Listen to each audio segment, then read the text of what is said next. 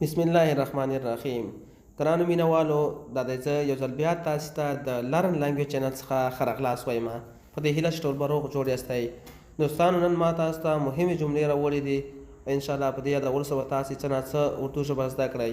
نو تاسو نه هیله کومه چې زما هره ویډیو تاسو در سره پوره ګورئ او زما هره ویډیو در سره لایک کوئ او شیر کوئ، او تر څو زه تشویق شم او په راتلونکي کې تاسو ته زه ښایسته ښایسته او نوې ویډیوګانې اپلوډ کړم. نو ټول نه مخکې تاسو زموږ چینل نوي سبسکرایب کړئ، نو هیله ده زموږ چینل لرن لانګویج در سره سبسکرایب کړئ. راځئ چې ویډیو شروع کړو. دوستانو لومړی جمله ده می اج بازار نہیں جاؤں گا. زنن بازار ته نظم. می اج بازار نہیں جاؤں گا زنن بازار ته نظم. دا راتلونکې زمانه ده. می اج بازار نہیں جاؤں گا زنن بازار ته نظم. می زه اج نن بازار نہیں جاؤں گا نظم. شاید میں کل کابل چلی جاؤ. کیدای شي زه سبا کابل ته لاړ شم. دوستانو دا راتلونکې زمانه ده. شاید میں کل کابل چلی جاؤ. کیدای شي زه سبا کابل ته لاړ شم. شاید کیدای شي. میں زه کل سبا کابل چلی جاؤ لاړ شم. ادھر چلی جاؤ هلته لاړ شه. ادھر چلی جاؤ هلته لاړ شه. ادھر هلته چلی جاؤ لاړ شه. ادھر چلی جاؤ هلته لاړ شه. علی کے گھر چلی جاؤ. علی کور ته لاړ شه. علی کے گھر چلی جاؤ علی کور ته لاړ شه. گھر کور او چلی جاؤ لاړ شه. اردو کې کور ته گھر وایي، گھر. علی کے گھر چلی جاؤ علی کور ته لاړ شه.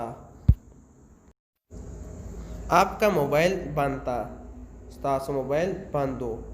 آپ کا ستاسو موبائل بند تھا بند ہو. میں نے اسی صاف بتا دیا ما هغه صفا وویل. میں نے اسی صاف بتا دیا ما هغه صفا وویل. میں نے ما اسی هغه صاف بتا دیا وویل.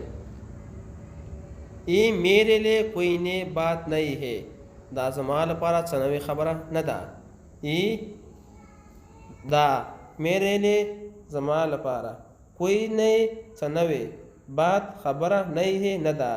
یہ میرے لیے کوئی نئی بات نہیں ہے. دا زما لپاره څه نوې خبره نه ده. آپ نے آج میرے ساتھ اچھا نہیں کیا. تاسو ما سره نن ښه ونه کړل. آپ نے تاسو آج نن میرے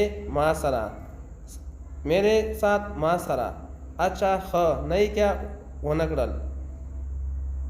تاسو ما سره نن ښه ونه کړل. آپ نے آج میرے ساتھ اچھا نہیں کیا.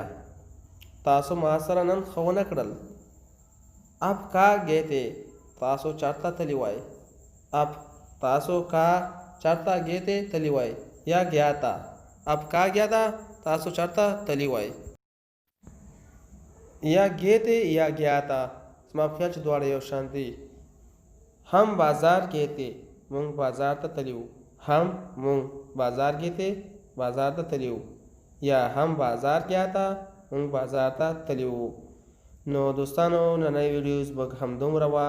که تاسو زموږ ویډیو خوښه شوي نو هیله درنه کوم، درخواست درنه کومه چې زموږ ویډیو در سره لایک او شیر کړئ او زموږ چینل هم در سره سبسکرایب کړئ، تر څو زه راتلونکي کې تشویق شم او تاسو ته دغسې ښایسته ښایسته ویډیوګانې اپلوډ کړم. د الله په امان.